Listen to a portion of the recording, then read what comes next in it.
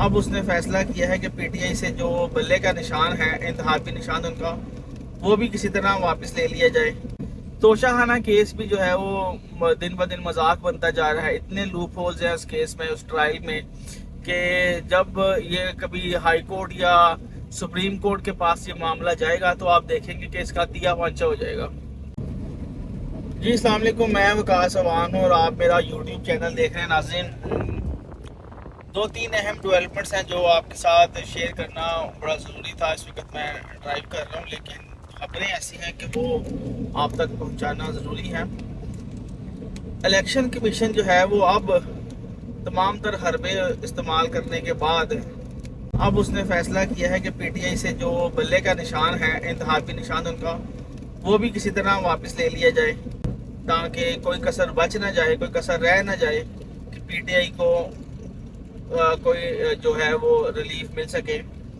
तो आज जो है वो इलेक्शन कमीशन ने इमरान खान साहब को नोटिस भिजवा दिया है, और जिसमें उन्होंने कहा है कि जनाब आप जो है वो इंट्रा पार्टी इलेक्शन आपने नहीं करवाए, तो लिहाजा आप जो है वो पेश हों 4 तारीख को, 4 अगस्त, यानी आज इस वक्त 2 अगस्त है। तो कह दिया इलेक्शन कमीशन ने कि आप जनाब पेश हों, आज 4 अगस्त को आप आ जाएं, वरना आपका जो इंतहाबी निशान है बल्ले का वो जो है वो ख़त्म कर दिया जाएगा। तो इस वक्त जो सूरत हाल है वो किसी से ढकी छुपी नहीं है।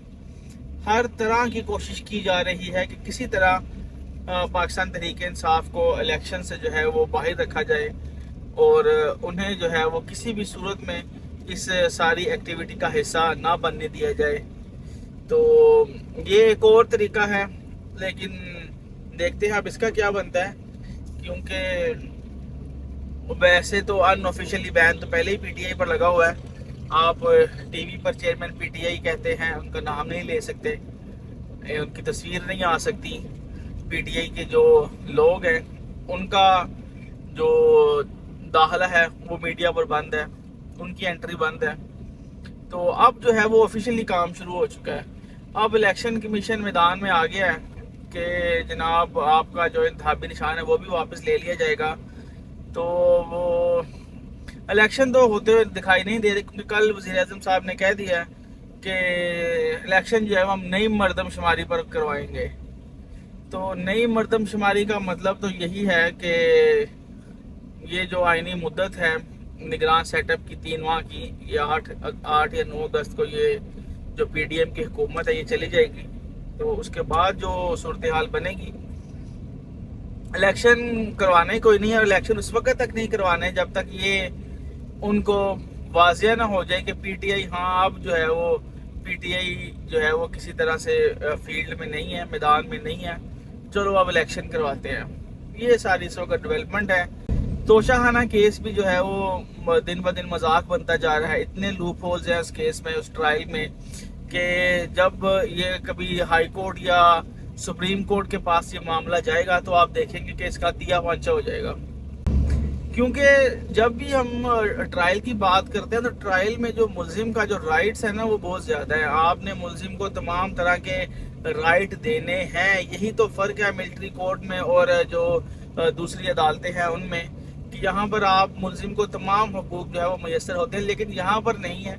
यहाँ पर जो जज साहब हैं वो 1 घंटे का टाइम देते हैं और कहते हैं कि जनाब 1 घंटे में आप अपने 4 गवाह ले आएँ तो ठीक है, नहीं तो फिर मैं जो है वो कर दूंगा। यानी कि आए रोज़ एक नई धमकी दी जाती है, आए रोज़ एक नया ड्रामा जो है वो किया जाता है। आज का ड्रामा यही था कि पहले जज साहब ने कहा कि 12 बजे तक जो है वो अपने गवाहों की लिस्ट ले आएँ।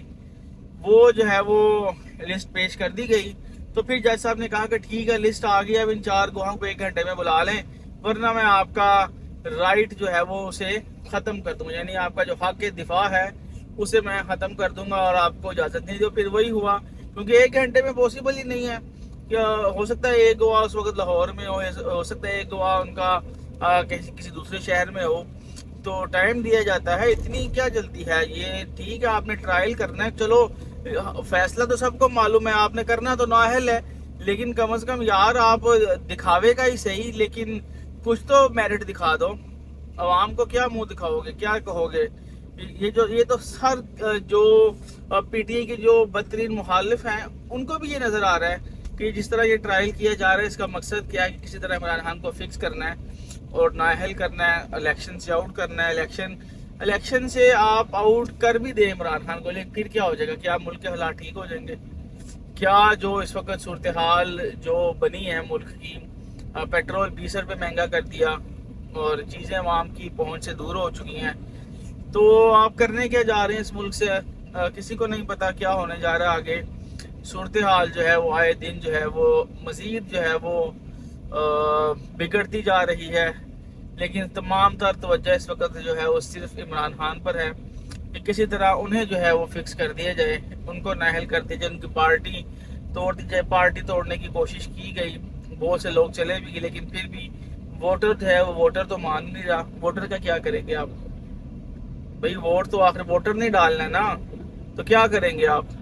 تو بات یہ ہے کہ جتنے بھی حربے استعمال کر لیں، اس طرح سے جو ووٹر ہے وہ تو پیچھے نہیں ہٹے گا۔ پی ٹی آئی کے بغیر جو الیکشن ہوگا وہ اس کی کریڈیبلٹی کیا ہوگی، یہ اس پہ بھی ایک سوالیہ نشان ہے۔ تو یہ 2-3 اہم خبریں تھیں جو میں نے آپ کے ساتھ شیئر کی ہیں کہ عمران خان کی جو پارٹی ہے اس کو جو انتخابی نشان ہے وہ جو ہے وہ اب ختم کرنے کی تیاری کر رہی ہے الیکشن کمیشن۔ اور اس کے علاوہ جو آپ کہہ لیں کہ جو توشہ خانہ کا کیس تھا، آج ٹرائل میں کل اب صبح تک کا وقت دیا گیا ہے کہ کل جو ہے وہ حتمی دلائل دیں آپ آ کے، تو حتمی دلائل کے بعد جو ہے وہ فیصلہ ہی ہوتا ہے۔